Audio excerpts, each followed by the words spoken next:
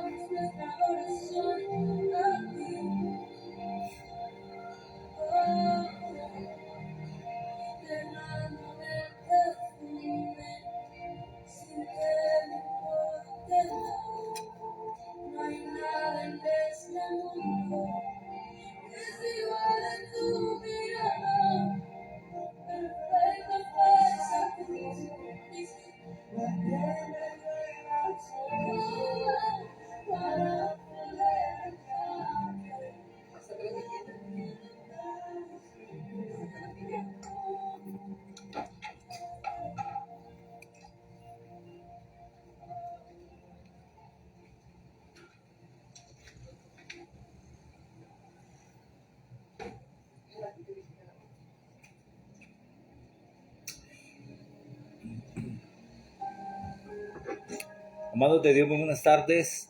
Bendiciones del Todopoderoso para cada una de sus vidas. Entramos en un día más en esta enseñanza de una vida con propósito, tema número 18, día número 18 hoy.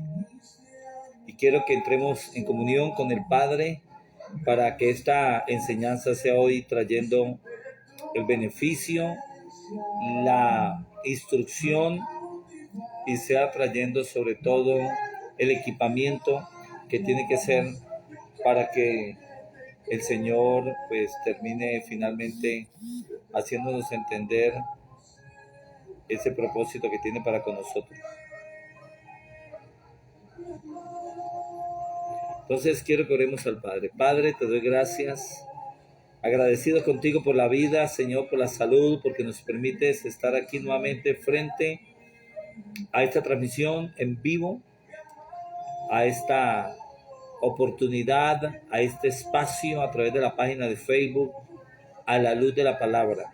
Adelantamos la temática día a día, una vida con propósito, Señor. Hoy el tema 18, viviendo la vida juntos. Seas tú hablándonos, Señor, instruyéndonos a través de esta enseñanza de hoy. Espíritu Santo, toma el control. Espíritu Santo, seas tú dirigiendo cada momento. Seas tú, Papa, Dios teniendo el control de esta emisión para que cumpla el efecto para el cual tú la diseñaste y has permitido que se transmita a través de esta página. Te doy muchas gracias, Dios, Padre, Hijo y Espíritu Santo. Amén. Muy bien, amados de Dios.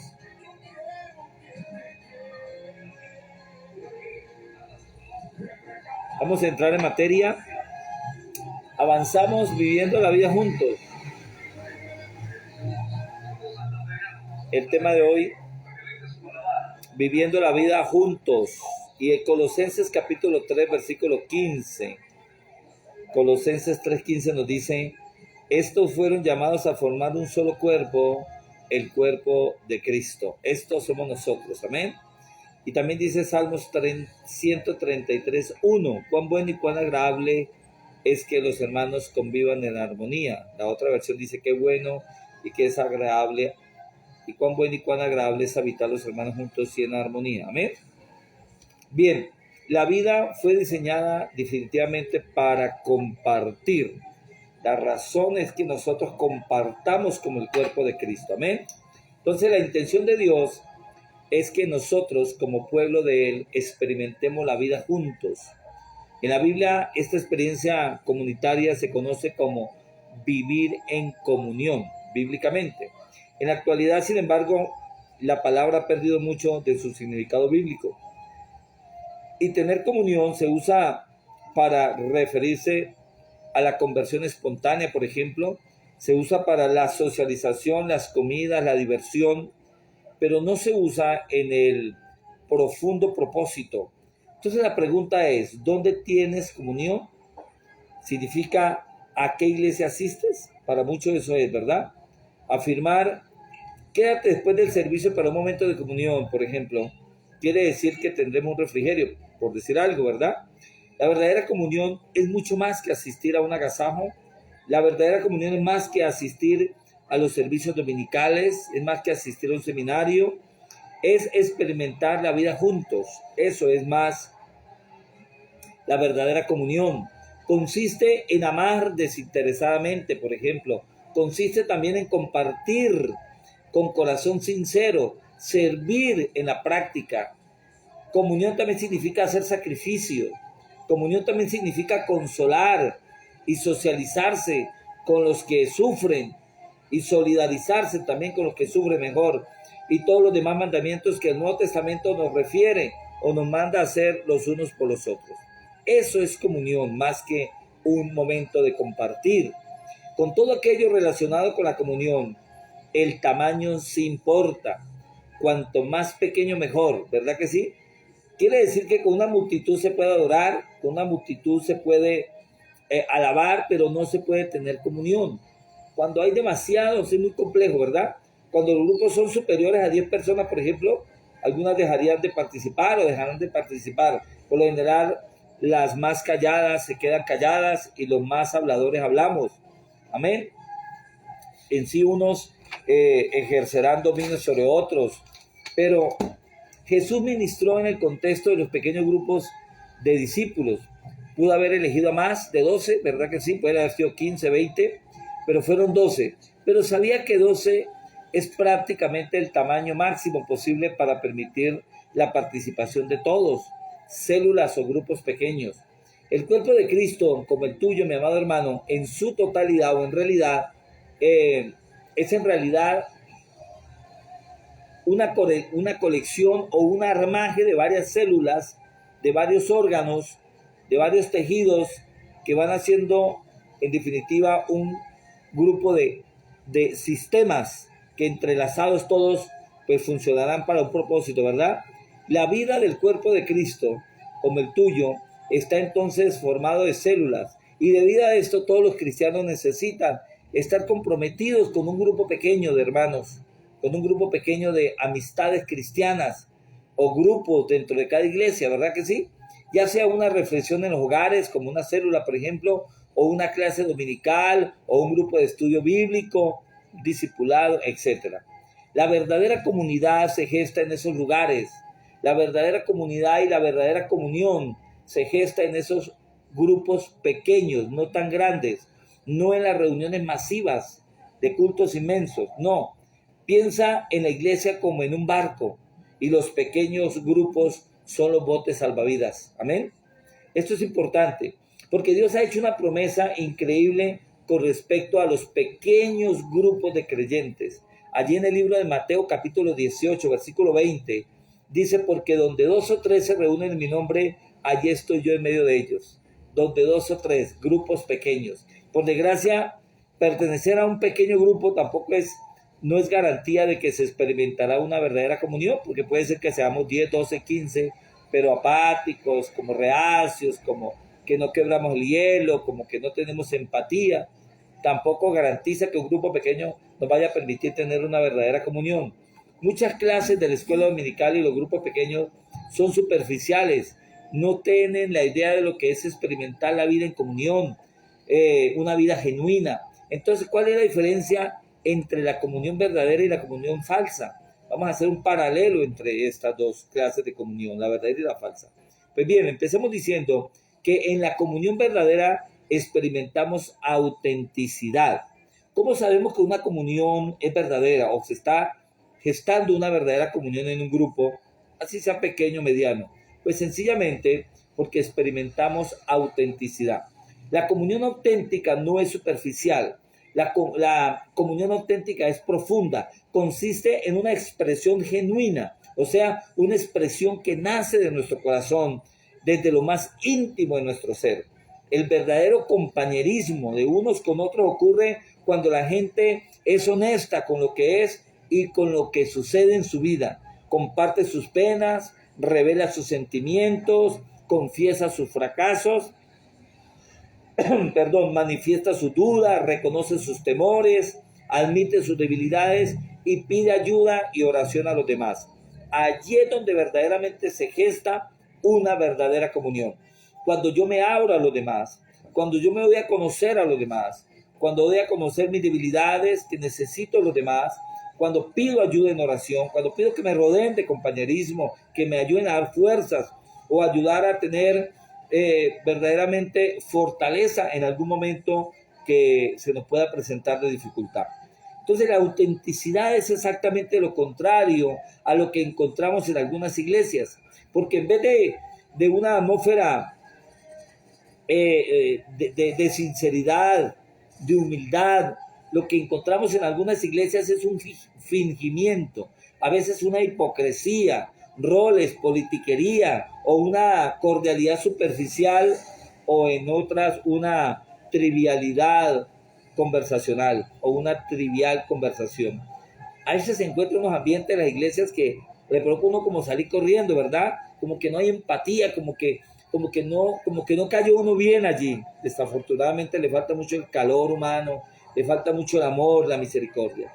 Porque a veces la gente se pone máscaras de hipocresía, y están muchos a veces en las mismas iglesias como a la defensiva, como un cuerpo espín, como que sacamos las pullas para con los demás. Amén. Y se conduce como si su vida fuera un lecho de rosas, a veces una mentira maquillada allí en las iglesias. Y estas actitudes de verdad que matan la verdadera comunión. Entonces, para poder encontrar o para poder mirar que realmente hay comunión, es porque somos auténticos en medio de la comunión. No hay falsedad, no hay mentira, no hay hipocresía, no hay ¿cómo le digo yo? No hay como esa falta de cordialidad, como esa falta, como la carencia de ese ambiente donde podemos destaparnos y darnos a los demás. Amén. A veces se crea un ambiente casi obligatorio en las iglesias, casi que forzado, y eso es como cuando nos reímos fingidamente, se puede notar eso. Podemos experimentar la verdadera comunión solo si somos transparentes en nuestra vida, solo si somos leales, transparentes, auténticos. La Biblia dice allí en el libro de Primera de Juan, capítulo número 1, versículos 7 y 8. Mire lo que dice Primera de Juan, capítulo 1, versículos 7 y 8. Si vivimos en la luz, así como Él está en luz, o sea, Cristo, tenemos comunión unos con otros. Si vivimos en la luz, en la autenticidad, en la transparencia, realmente podemos decir que tenemos comunión uno con otro. Si afirmamos que no tenemos pecado, nos engañamos a nosotros mismos y no tenemos la verdad. Somos un poco de imperfectos metidos en una iglesia, en un lugar, pero con algo particular, y es que somos auténticos. Que reconocemos nuestras debilidades, como también podemos mirar la fortaleza, pero sobre todo somos todos, sin excepción de personas, reconociéndonos como débiles pecadores delante de los ojos de Dios, pero con un corazón sincero a querer buscar ser mejores cada día, ser más auténticos, aprender del otro, o cómo yo puedo aportar a los demás también. Ahí es donde ocurre la verdadera comunión. Entonces el mundo cree mejor que la intimidad necesita oscuridad, pero Dios dice que esta antes, por el contrario, ocurre en la luz. La oscuridad sirve para esconder nuestros dolores, la oscuridad sirve para esconder nuestras culpas, nuestros fracasos, nuestras fallas, pero al sacarlos a la luz, los ponemos a la vista y admitimos quiénes somos en realidad. Conocer y sacar a la luz nuestras debilidades, nuestros temores, nuestros fracasos, nuestros dolores, nos hacen que quizás otros nos puedan apalancar, nos puedan auspiciar, nos puedan aconsejar y nos puedan orientar. Por supuesto, claro, la autenticidad exige valor y exige humildad. La autenticidad también exige lealtad. No podemos que porque un hermano se destapó, se dio a conocer, comentó sus debilidades, entonces no lo vamos a ir encima a juzgarlo o a hablar de esas debilidades con otro hermano. Para nada. Eso no sería autenticidad. Eso no sería transparencia. Si se han abierto nuestro corazón a nosotros, pues con mayor vela vamos a dar confianza en que eso va a quedar entre nosotros. Y vamos a tratar como lo ayudamos antes de que empezar a criticar, a hablar a las espaldas de él. Mucho cuidado con eso, sabe pasar en las iglesias. El chisme, la murmuración a veces acompaña todavía muchas iglesias desafortunadamente. Bien, ahora, también implica enfrentar nuestro temor a la exposición. No es fácil exponernos ante los demás, desnudarnos ante los demás. También implica enfrentar un posible rechazo o de pronto también tenemos que exponernos a ser heridos nuevamente. Me habría contar a mis hermanos mi situación, pero resulta que alguien habló a la espalda de mí y me juzgó, que sencillamente me puede herir y a eso tenemos que exponernos. ¿Por qué habríamos de correr ese riesgo? Sería la pregunta, ¿verdad? De exposición otra vez a querer, de pronto estar supeditados a que nos puedan volver a fallar o a herir. Porque es la única manera de crecer espiritualmente. Es la única manera de conservar nuestra salud emocional. En ese roce de unos con otros nos edificamos, nos fortalecemos y nos hacemos maduros cada día. La escritura indica allí en el libro de Santiago capítulo 5 versículo 16, dice la palabra: nuestra práctica debería ser confesarnos unos a otros nuestros pecados y orar unos por otros para poder vivir todos juntos y ser sanados. Qué bonito es esto, confesarnos, perdonarnos, ayudarnos, levantarnos unos a otros. Solo podemos crecer si nos arriesgamos. Solo podemos crecer si le apostamos a la comunión. Y no hay riesgo mayor que ser sinceros con nosotros mismos y sobre todo con otros. Una segunda forma de descubrir si hay una verdadera comunión es que en la comunión verdadera experimentamos reciprocidad. Reciprocidad. Amén. La reciprocidad es el arte de dar y recibir, o sea, de intercambiar. Depende de cada uno de nosotros. La Biblia dice allí en 1 Corintios capítulo 12, versículo 25, la Biblia afirma lo siguiente: Dios diseñó nuestros cuerpos como un modelo para que pudiéramos entender nuestras vidas reunidas como iglesia, cada parte dependiente de todas las demás. Entonces, la reciprocidad, mi amado hermano, es el corazón de la comunión. La construcción de relaciones recíprocas, compartiendo responsabilidades y ayudándonos y apalancándonos unos con otros. Pablo dice allí en Romanos capítulo 1, versículo 12, dice Pablo lo siguiente: entre nosotros con la fe que compartimos. Pablo dice que desea que nos ayudemos entre nosotros con la fe que compartimos. Tu fe me ayudará y mi fe te ayudará a ti. Qué bonito esto, ¿verdad que sí? Qué bonito esto. Somos más sólidos en nuestra fe cuando caminamos juntos. Somos más fuertes en nuestra fe cuando nos animamos los unos a los otros. La Biblia nos ordena rendirnos cuentas unos a otros, animarnos, servirnos, ayudarnos y honrarnos mutuamente. Lo dice allí en Romanos capítulo 12, versículo número 10. más de 50 veces calculamos en el Nuevo Testamento que nos manda a hacer distintas tareas unos a otros y unos con otros. La palabra de Dios se señala allí en Romanos 14:19, dice la palabra del Señor: esforcémonos por promover todo lo que conduzca a la paz y a la mutua edificación. ¿En qué nos debemos de esforzar? ¿En qué debemos de gastar las fuerzas? Precisamente en promover, en animar, en conducir, en apalancar todo aquello que conduzca a la paz, no a la división. Todo aquello que conduzca a la cordialidad, a la empatía, al amor, a la unión, correcto, y también a la mutua edificación. Eso debe ser uno de los principios de una verdadera comunión. Entonces, no eres responsable de cada persona del cuerpo de Cristo, pero tienes una responsabilidad con ellos. No eres responsable de cada uno de ellos, pero sí tienes tú, más como pastor o como líder o como miembro de una comunidad, tenemos una responsabilidad con ellos. Dios espera que haga lo que esté a su alcance para ayudar a los demás. Nosotros no debemos de llegar a las congregaciones a dar problemas sino soluciones. No debemos de llegar a ser parte del que desparrama y no del que une. Debemos de tener un pensamiento renovado diferente. No nos podemos permitir que la comunión verdadera se dañe por culpa nuestra. Causamos división por el chisme, por la crítica, por la murmuración.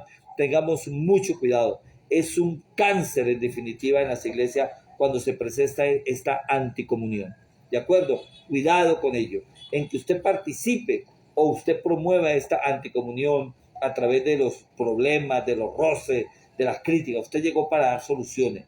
Usted llegó como Cristo para ser espejo. Usted llegó como Cristo a la tierra para dar soluciones, para tener empatía, para tener misericordia, para entender a los demás antes que te entiendan a ti, para amar antes de ser amado, para ir una milla más por el que toque ir, así por ti no de nadie es una milla más. Tercera característica de que hay una verdadera comunión en un lugar, y es que en la comunión verdadera experimentamos compasión. La compasión no se limita a dar consejos, la compasión no se limita a una ayuda rápida y cosmética, no. La compasión implica comprender y compartir el dolor con los demás. Compasión quiere decir ponernos en los zapatos del otro, ¿de acuerdo? La compasión implica comprender el dolor de los demás. Escúcheme en esto. La compasión dice: entiendo lo que te está pasando y lo que sientes no es raro ni es una locura. Hoy también se conoce como empatía. Tener compasión es tener empatía, pero la palabra bíblica es compasión. Con él me compadezco del otro. Aleluya. La escritura afirma que como escogidos de Dios, santos y amados, debemos vivir, allí dice en Colosenses 3:12 dice, debemos de vivir una verdadera compasión, bondad, humildad, mansedumbre, y paciencia. En este orden de ideas es que se puede desarrollar y se puede edificar una verdadera comunión. Hermanos amados, la compasión satisface dos necesidades. Y son dos necesidades esenciales y humanas. Ser entendidos, que nuestros sentimientos sean apreciados. Ser entendidos, primero, que seamos entendidos y que nuestros sentimientos sean recibidos con aprecio. Cada vez que entiendes y aprecias los sentimientos de alguien, sencillamente estableces comunión. Cada vez que te pones en los zapatos del otro, estableces comunión, amor, cordialidad. El problema es que muchas veces estamos tenemos tanta prisa y tantas ocupaciones por arreglar las cosas que no tenemos tiempo para expresar nuestra compasión. Vivimos tan ocupados en quehaceres seculares o aún espirituales que se nos coarta o se nos acaba el tiempo. No hay tiempo para tener compasión con otros. Amén. O estamos preocupados con nuestros propios dolores, estamos preocupados con nuestras propias angustias y no nos ponemos en el zapato del otro. Sabemos que hay otros que necesitan que le tendamos el hombro o la mano. La autocompasión agota la compasión por los demás. A veces hay hermanos en la iglesia que no llaman sino autocompasión. A toda hora son los fracasados, los pobrecitos, y se roban el tiempo de otros, de verdad. Se roban el tiempo que yo les puedo destinar con calidad a otros que realmente necesitan y no están a toda hora inspirando conmiseración, de verdad. La comunión, hermanos amados, tiene diferentes niveles y cada uno apropiado para diferentes momentos. Los grados más simples de comunión son al compartir y al estudiar la palabra de Dios en comunidad. Ahora, un nivel más profundo es la comunión al servir, al ponerse usted a disposición de los demás, como cuando ministramos entre varios en los viajes misioneros o los proyectos de caridad que se realizan en las iglesias. Y el nivel más profundo, mi amado hermano, el nivel más intenso es la comunión en el sufrimiento. Allí ahí es el culmen de la comunión, cuando lloramos con el que llora, cuando nos dolemos con el que está dolido, cuando nos sentimos como lo mismo que siente el otro en un momento de sufrimiento, de pérdida. Precisamente allí en Filipenses capítulo 3, versículo 10, esa comunión en el sufrimiento es supremamente el nivel más alto de la verdadera comunión. Amén. Es allí donde se realiza la verdadera comunión. Cuando nos solidarizamos con la pena y con el dolor que está sintiendo la otra persona y nos ayudamos unos a otros a sobrellevar las cargas, es cuando realmente se desarrolla una verdadera comunión. Los cristianos que mejor entienden este nivel son aquellos que en este mundo sufren persecución, son aquellos que sufren desprecio y hasta la muerte como mártires de la fe. Ellos son verdaderamente los cristianos que mejor entienden este nivel de la comunión en el sufrimiento. La palabra de Dios nos manda allí en el libro de Gálatas capítulo 6 versículo 2. Dice lo siguiente, Gálatas capítulo 6 versículo 2. Cuando tengan dificultades, ayúdense unos a otros. Esa es la manera de obedecer la ley de Cristo. ¿Cómo nos van a conocer los demás? A nosotros como cuerpo de Cristo. ¿Cómo vamos a demostrar que somos discípulos del Señor? Cuando nos amamos unos a otros. Cuando reflejamos el amor que Cristo ha tenido por nosotros. Cuando, como decía ayer en la enseñanza, en la prédica, en la exposición de la palabra, cuando yo entiendo, cuando yo comprendo esta verdad, que es más lo que Dios me perdonó a mí que lo que yo tengo que perdonar a otro, que es más lo que yo tengo que tener paciencia, más la paciencia que Dios tuvo conmigo que la que yo tengo que tener con otro, entonces aprendo a ceder y aprendo a rendirme y aprendo a comprender y aprendo a sacrificar y aprendo a sufrir por el otro. Qué bonito esto, cuando se tiene este principio. Más es lo que Dios ha hecho por nosotros que lo que nosotros tenemos que hacer por alguien. ¿De acuerdo? Y es en los momentos más intensos de crisis, es en los momentos más intensos de dolor, de prueba, de dificultad, de duda, que más nos necesitamos unos a otros.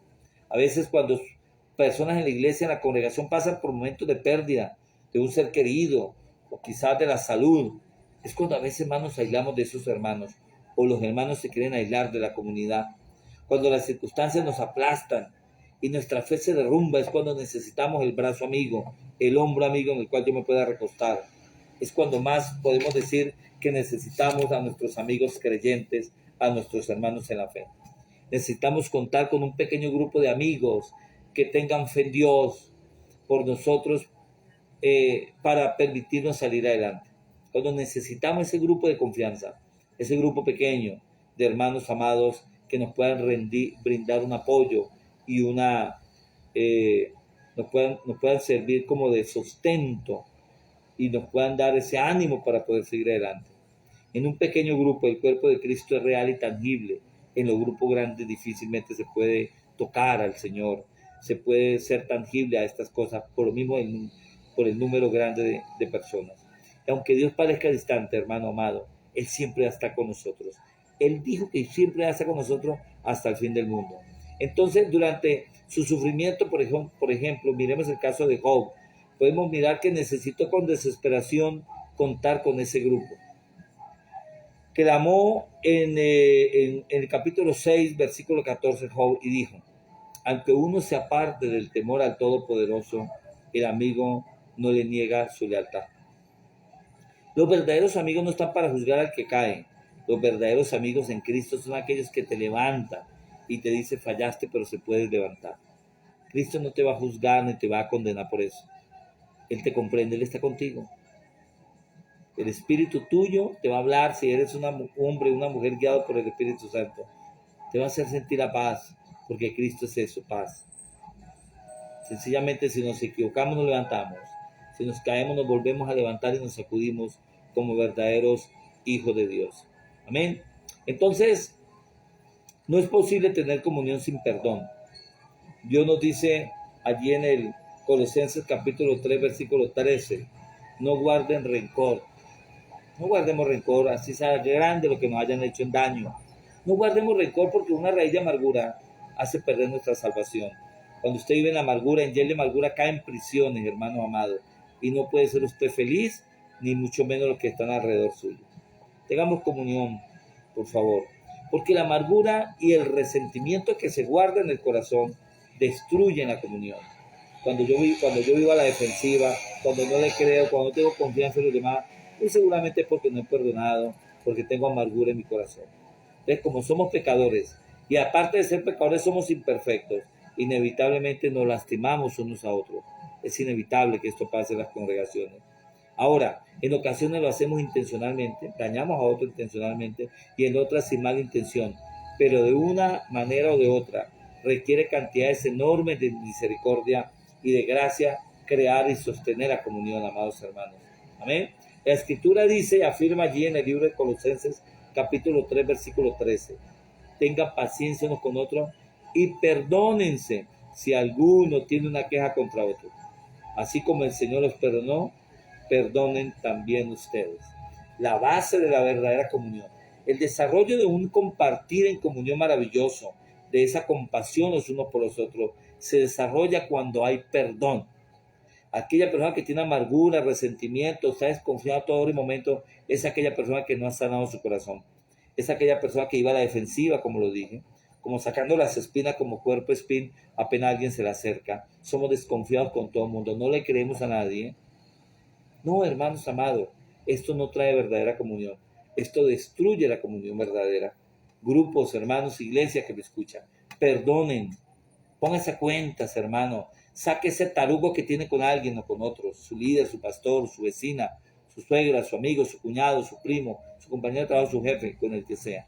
Saquemos los tarugos, sanemos el corazón para que donde estemos nosotros seamos luz, hombres sanos, mujeres sanas, llenas de misericordia y de amor, comprensibles antes de querer ser comprendidos, que somos capaces de darnos por los demás cuando hay verdaderamente un corazón perdonado. La misericordia de Dios, mi amado, es el motor que nos motiva para mostrar compasión a los demás. Recordemos que nunca se nos pedirá perdonar más de lo que Dios nos perdonó a nosotros. Nunca se nos va a pedir eso. Cuando alguien te lastime, tienes que decidir, usaré mi energía, usaré mis emociones para vengarme. No tienes por qué decir eso. Escúcheme esto. Cuando alguien te lastime, tienes que decidir, ¿usaré mi energía y mis emociones para vengarme o para buscar una solución? ¿Para qué va a utilizar usted su fuerza? ¿Para vengarse, para irse en contra del otro y a profundizar en el problema o para buscar una solución? Yo le recomiendo que gaste sus energías para buscar soluciones y no problemas. No es posible hacer ambas cosas al tiempo. O buscamos las soluciones o ahondamos en el problema.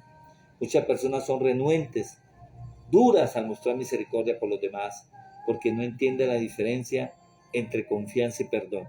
Se nos ha olvidado la gran diferencia. Perdonar es soltar las riendas del pasado. Eso es perdonar. Suelte las riendas que te atan. Suelte las riendas del pasado. Dale vuelta al libro. Voltea la página. Y la confianza tiene que ver con el comportamiento en el futuro. Si ya perdoné, no tengo por qué seguir recordando. Tengo que volver a confiar porque ya se sobreentiende que he perdonado, ¿verdad que sí? Ahora, el perdón debe ser inmediato. El perdón, lo pida o no quien ofendió, debe ser inmediato. Ahora, no siempre es ir a pedir perdón porque no espere usted, mejor dicho, que venga alguien a perdonarte porque te ofendió. ¿Por qué no más bien toma la decisión tú y vas a pedir perdón porque te heriste cuando te ofendieron? Mire que eso es más sanador que si tú vas a pedir perdón cuando hieres a alguien. Cuando el que viene a pedir perdón dice, al que le están pidiendo perdón dice, pero ¿por qué viene a pedir perdón si yo fui el que lo ofendí? Y cuando uno se da cuenta que le viene a pedir perdón porque se ofendieron y se dolieron cuando yo los ofendí, esto es maravilloso. Entonces la otra persona dice, no, perdóname tú a mí, porque es que yo fui que te ofendí. Y se dan esos lazos de amistad tan hermosos, de cordialidad, de empatía. La confianza se construye con el tiempo, hermanos amados. La confianza no se puede recuperar a las 11 de la mañana, es con el tiempo. Esta requiere llevar un registro. Ahora, si una persona nos lastima repetidas veces, Dios nos manda a perdonarlas al instante, pero no espera que confiemos en ella inmediatamente. Solo entiende que hay que esperar unos días para volver a confiar. Y tampoco supone que debemos permitir que siga lastimándonos, tampoco, porque hay gente que porque le pedimos perdón nos sigue lastimando. Tampoco hay que ponerle, date quieto a eso, hermano. Con esa persona no se vuelve a relacionar usted, te lastima y te pide perdón, o tú pides perdón y vuelve otra vez. No, esas son amistades tóxicas que restan y dividen, mas no suman ni multiplican. Ahora, el mejor lugar para restaurar la confianza, el mejor lugar para volver a restablecer esa confianza, pues sencillamente se está en el ambiente del apoyo provisto por un grupo pequeño que ofrezcan esta posibilidad de animarnos mutuamente y rendirnos cuentas unos a otros. La amistad, la confianza no se puede construir individualmente. Para que haya confianza, yo pueda construir confianza, tengo que estarme relacionando con otros, ¿de acuerdo? Entonces experimentarás, amados hermanos, experimentaremos muchos otros beneficios si formas parte de un grupo pequeño, comprometido con tener una comunión verdadera. Vamos a experimentar cosas maravillosas si nos unimos a un grupo. Entonces tú que me escuchas, corre a unirte a un grupo pequeño, corre a unirte a una iglesia pequeña, ojalá, corre a unirte a una célula, a un grupo de estudio, corre, porque allí usted va a experimentar la verdadera comunión. Ahora, esta es una parte esencial de tu vida cristiana que no puedes desatender. Por más de 2000 años, los cristianos, amados hermanos, escuchen esto tan tremendo, se han reunido regularmente en pequeños grupos para vivir en comunión. Si nunca tú has formado parte de un grupo pequeño, no tienes idea de lo que te estás perdiendo. No tienes la idea de lo maravilloso que es pertenecer a grupos pequeños donde nos damos los unos por los otros, nos edificamos los unos a los otros, podemos contar nuestras necesidades, también nuestra fortaleza, nuestro testimonio, pero también nuestra debilidad y nuestro fracaso, y podemos construirnos y ayudarnos unos a otros. Ese es el fin del Señor, que tengamos un cuerpo unido, que tengamos un cuerpo de Cristo compenetrado, entendiéndonos, amándonos, no hablando a la espalda de nadie, defendiendo al hermano a todo el momento, no permitiendo que nadie se hable de nuestro hermano, ni del líder, ni del pastor, ni de nadie, porque esto no es bueno para Dios, esto no es bueno para nosotros, eso nos distancia de Dios y nos daña a nosotros y al grupo en el cual nos podamos estar reuniendo. Entonces, en el capítulo siguiente, en este que vamos a ver, en el tema número 19, analizaremos lo que se requiere para crear ese tipo de comunidad especial con otros creyentes. Pero espero que este capítulo haya despertado en ti, mi amado, el hambre por la experiencia llena de autenticidad. Te haya despertado el interés de acercarte a un grupo pequeño. Que este capítulo de hoy te haya instado y te haya movido a que tú pertenezcas a un grupo pequeño para que haya reciprocidad, para que haya autenticidad, para que tú puedas demostrar y vivir en compasión por los demás y sobre todo en misericordia y experimentar una comunión verdadera. Fuiste creado para estar en comunión. Fuiste creado para estar en esa comunión de grupos, amados, los unos por los otros, amándonos, respetándonos y queriéndonos. Amados hermanos, ese es el tema de hoy. Amado Dios, gracias por esta maravillosa enseñanza de hoy. Tema número 18, hoy, este tema precioso, viviendo la vida juntos. Mañana experimentaremos el tema número 19, cultiva la vida en comunidad. Hay que cultivarla. Vamos a aprender mañana las herramientas para crear esos grupos en los cuales yo pueda tener comunión, pueda tener esa experiencia hermosa de estar el cuerpo de Cristo unido, entrelazados. Qué bueno, mis amados hermanos, que usted se conecte a esta preciosa enseñanza de una vida con propósito. Recordemos que estamos en el propósito número 2. Fuimos creados para la familia de Dios. Y dentro de ese segundo propósito hemos visto varios temas. Y creo que mañana no es el último de este segundo propósito, porque sigue restaura el compañerismo y sigue, creo que un último tema, cuida tu iglesia. Ahí estaremos, yo creo que terminando este segundo propósito y entraremos al propósito número 3. Entonces no te lo pierdas, amado hermano. Comparta esta enseñanza, comparta ese link de esta enseñanza. Recordemos que en la página de Facebook están los estudios en una carpeta que se llama Una vida con propósito. Allí están los 17 estudios 18 hasta hoy van a estar subidos allí en esta carpeta, y también en el canal de YouTube también está las enseñanzas. Muchas gracias, amados hermanos, por estar con nosotros reunidos. Saludamos a todos esos hermanos queridos que se han conectado, a Pilar Artunduaga, gloria al Señor, a Damari Fandiño, a Nora Medina, que está desde la vereda del Carmelo reportándose. Qué bueno es esta hermana que está por allí en el campo reportándose. A Judí Leal, que la hermana Judí Leal se conecta desde el Zulia norte de Santander. Amén, aleluya. Nancy Colmenares, desde Yopal Casanare, un saludo para Yancy, que es muy fiel a esta transmisión. Ayer no pudimos transmitir porque me correspondió a última hora predicar el día de ayer, entonces no podía hacer dos cosas al tiempo. Por eso me disculpa no haber transmitido ayer. Trataremos de no fallar, y cuando fallamos porque se nos sale las manos. Espero que nos comprendan. Tema número 19 para mañana, último día de la semana. Entonces, estamos llegando casi a la mitad ya de los estudios. Entonces, no se lo pierdan, amados hermanos. Saludamos a todos, un abrazo en el amor de Cristo, a todos ustedes por estar allí pendientes, conectaditos, cada uno de las enseñanzas de martes a viernes. Amén. Muchas gracias, amados hermanos. Yo les bendigo con toda bendición del cielo. Gracias por estar conectaditos. Mañana nos vemos en una última transmisión de la semana. Los amamos mucho, mi amado hermano, a mi amigo que está allí. Estamos para servirte, estamos para orientarte, estamos para auspiciarte. Esta iglesia te brinda el apoyo necesario. Esta iglesia está para servir. Iglesia Cristiana de Fuego y Restauración, Nueva Vida en Cristo. Bendiciones, una feliz noche para todos, descansando en el Señor siempre. Bendiciones.